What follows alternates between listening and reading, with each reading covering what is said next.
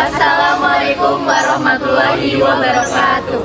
Kami dari kelompok 1 akan menjelaskan materi mengenai prinsip dasar strategi bisnis. Sebelumnya izinkan kami perkenalan, nama saya Alia Sanmubita, NIM 143. Saya Mika Ardianti dengan NIM 139. Saya Auliana Sudia Zahra dengan NIM 142. Saya Idri Juragan Analta dengan NIM 162. Saya Farid Prawirawan dengan NIM 161. Saya Ibrahim Sabar dengan NIM 162. Baik, materi yang pertama mengenai pengertian strategi bisnis. Strategi bisnis itu seperti peta jalan berperusahaan. Kita harus pintar-pintar melihat kondisi sekitar ataupun eksternal dan kondisi dalam perusahaan ataupun internal. Bikin rencana yang matang, jalani rencana itu dan melakukan evaluasi apa yang sudah kita lakukan. Tujuannya biar perusahaan bisa mencapai target yang sudah ditetapkan. Nah, dunia bisnis ini seperti roller coaster terus berubah. Jadi perusahaan yang pintar itu yang bisa mengikuti perubahan tersebut. Strategi yang bagus itu harus fleksibel, bisa berubah-ubah sesuai kondisi. Intinya, kita harus terus mikir buat bikin produk atau layanan yang beda dari yang lain. Kalau kita bisa jadi yang terbaik, pasti pasar bakal menyukai produk kita. Singkatnya, semua perusahaan mempunyai visi dan misi. Nah, visi misi itu harus tercermin dalam strategi bisnisnya. Ada 3 cara utama buat perusahaan bisa unggul. Yang pertama, bisa jadi yang paling murah ataupun biaya rendah. Yang kedua, bikin produk yang unik ataupun beda dari yang lain ataupun bisa disebut seperti diferensiasi. Yang ketiga, fokus pada segmen tertentu. Intinya, strategi bisnis yang penting itu seperti peta. Kalau kita mau pergi jauh, kita butuh peta jalan. Dengan strategi yang tepat, perusahaan bisa lebih sukses dan bertahan di tengah persaingan yang ketat. Sekarang saya akan menjelaskan materi yang kedua, yaitu aktivitas bisnis. Dalam Maleha, dijelaskan bahwa aktivitas bisnis adalah gerak dinamis yang tiada henti. Sumber daya bisnis akan berkembang karena dikelola dan diputar.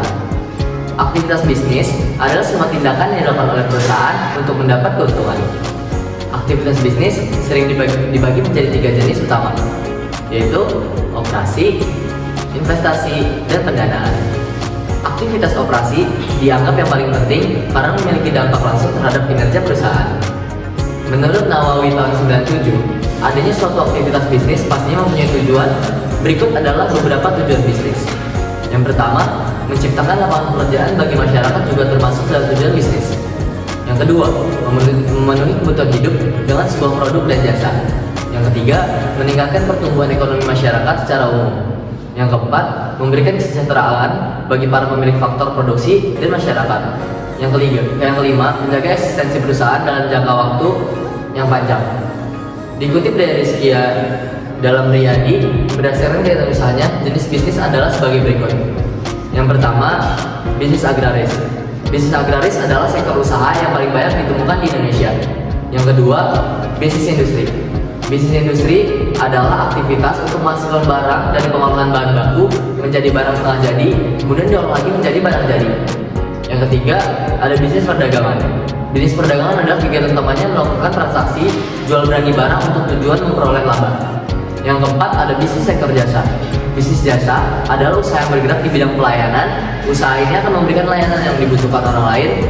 Contohnya bimbingan belajar, rumah sakit, transportasi, hingga pelatihan. Yang kelima, ada bisnis sektor pertambangan.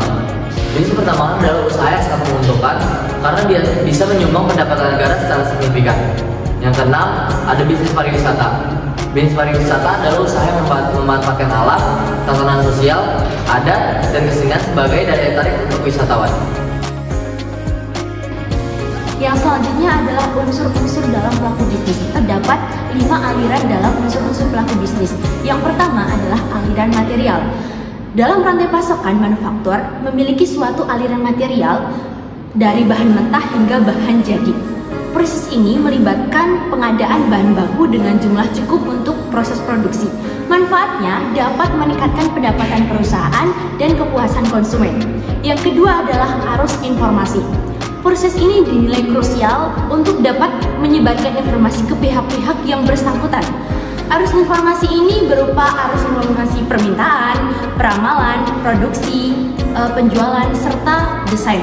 Yang ketiga adalah aliran keuangan. Tanpa aliran keuangan ini, suatu perusahaan tidak akan berkembang atau bisa dikatakan perusahaan itu mati atau bangkrut. sumber dari aliran ini yaitu konsumen. Yang keempat adalah aliran komersil.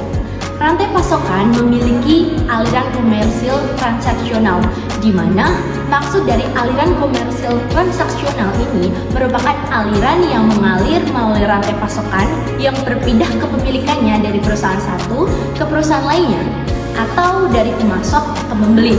Yang kelima adalah manajemen sumber daya manusia.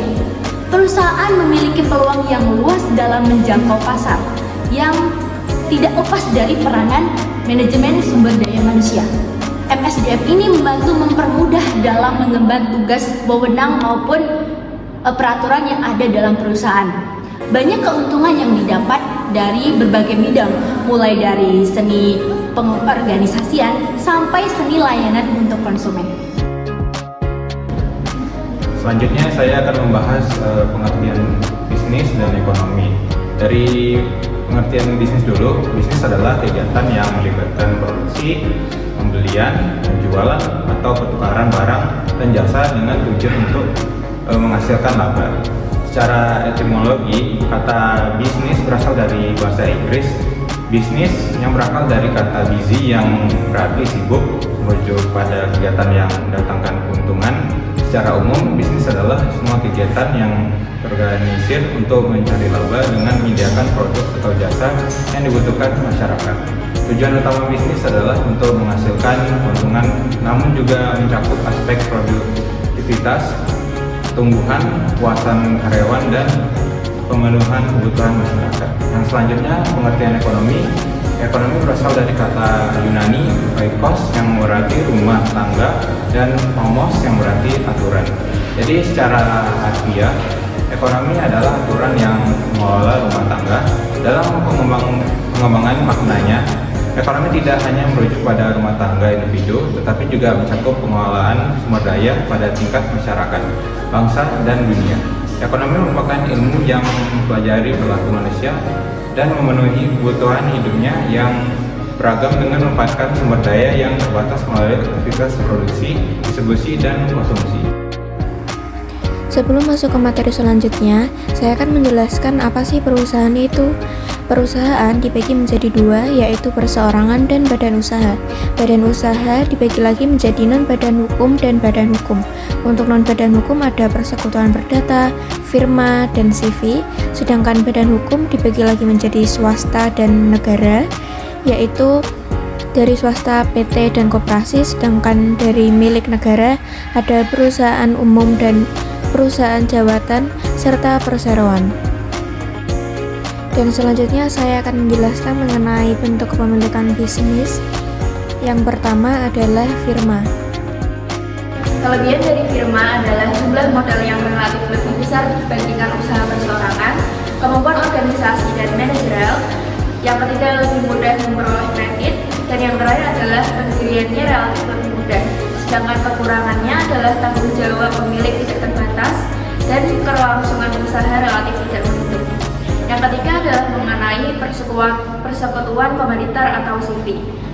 Persekutuan komoditor atau CV merupakan suatu perjanjian kerjasama untuk berusaha bersama-sama antara orang-orang yang bersedia memimpin, mengatur perusahaan, dan bertanggung jawab penuh dengan kekayaan pribadinya, dengan orang-orang memberikan pinjaman tidak bersedia memimpin perusahaan, serta bertanggung jawab terbatas pada kekayaan yang diikutsertakan dalam perusahaan tersebut. Kelebihan dan kekurangan CV adalah diantaranya: yang pertama, modal yang terkumpul relatif besar; yang kedua, relatif mudah memperoleh pinjaman; yang ketiga, kemampuan manajemen lebih besar; dan yang terakhir adalah pendiriannya relatif lebih mudah.